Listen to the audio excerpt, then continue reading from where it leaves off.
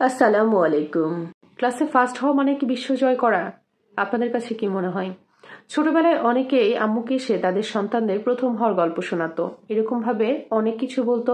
তারা কিভাবে নোট সংগ্রহ করে, কিভাবে পড়ায়, তারা কত ঘন্টা পড়ে। হঠাৎ করে একটা সময় পরে না তাদের গল্পগুলো আর শুনতাম না। তখন মনে হতো তাদের কি হয়েছে। পরে গিয়ে দেখতাম তাদের স্কুল পরিবর্তন হয়েছে। স্কুল পরিবর্তন হয়েছে তাতে কি, নিজের ক্লাসে ফার্স্ট হলে তো সে যে কোনো স্কুলে গেলে ফার্স্ট হওয়ারই কথা। কিন্তু পরে যখন বুঝলাম তখন দেখলাম দেশে হাজার হাজার বা শত শত স্কুলের ফার্স্ট গার্ল ফার্স্ট বয় রয়েছে। হয়তো বা বিশ্ব সেরার মধ্যে ওই ছেলেটা হাজারের মধ্যে একজন। ঠিক কি প্রমাণ মেলে জানেন? নিজের প্রতিষ্ঠানে প্রথম হয় মানে কিন্তু সবকিছু উদ্ধার করে ফেলা না। ভর্তি পরীক্ষায় যখন ভর্তি পরীক্ষার জন্য প্রত্যেকটা শিক্ষার্থী একটা আসনের জন্য যুদ্ধ করে, সেটাই হলো প্রকৃত শিক্ষা। নিজের প্রতিষ্ঠানে প্রথম হয় মানেই কিন্তু দুনিয়া উদ্ধার করা না, দেশ উদ্ধার করা না। দেশ উদ্ধার করতে পারলে না তারা আন্তর্জাতিক পর্যায়ে যাবে। দেখেন, উপরের কথায় আর তুলনায় পড়ে কিন্তু নিজের জীবনটাকে হতাশার মধ্যে ফেলে দেওয়ার কোনো মানেই হয় না। ক্লাসে প্রথম হওয়ায় মানেই কিন্তু দুনিয়া উদ্ধার করে ফেলা না। হয়তো আপনি জানেনই না আপনার সৃজনশীলতায় আপনি বিশ্ব সেরাদের মধ্যে 100 জনের মধ্যে রয়েছে। কারণ আমরা কিন্তু ভবিষ্যৎ সম্পর্কে কেউই জানি না, কার মেধা কত দূর, কার প্রতিভা কোন জায়গাতে কতখানি, এটা কিন্তু কেউ বলতে পারি না। তবে কি জানেন, স্কুল কলেজ বিশ্ববিদ্যালয়ে প্রথম হওয়া মানেই কিন্তু সবকিছু উদ্ধার করে ফেলা না বা সবকিছু অর্জন করে ফেলা না। ঠিক তেমনি আপনি হয়তো মার্কিং এ একটু কম পেয়েছেন, এটা মানে এটাও না যে আপনি আর কোনো কিছু করতে পারবেন। হয়তো তোমার মধ্যে এমন কোনো একটা জিনিস রয়েছে বা এমন কোনো একটা প্রতিভা রয়েছে যেটা হয়তো বা আরেকজনের মধ্যে নেই।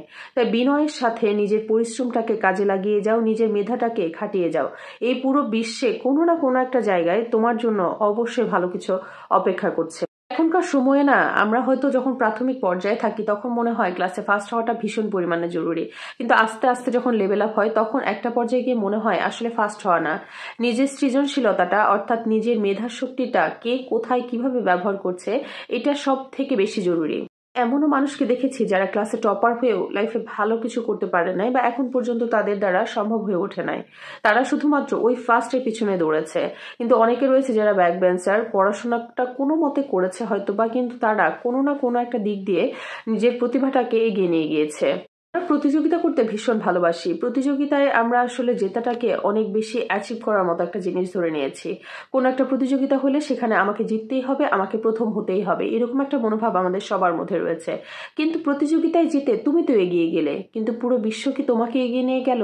প্রশ্নটা তুমি নিজের কাছে একটাবার করো তো। এই পুরো কথাটাই ছিল আয়মান সাদিক ভাইয়ার। এবং ভাইয়ার এই টপিকটা এতটা ভালো লেগেছিল, উনি একটা লেখা পোস্ট করেছিলেন যেটা আমি আমার মতো করে হয়তো বা বললাম। আমি জানি না আমি কতটুকু কথাটা ফুটিয়ে তুলতে পেরেছি, তবে আমার কাছে ভীষণ ভালো লেগেছে।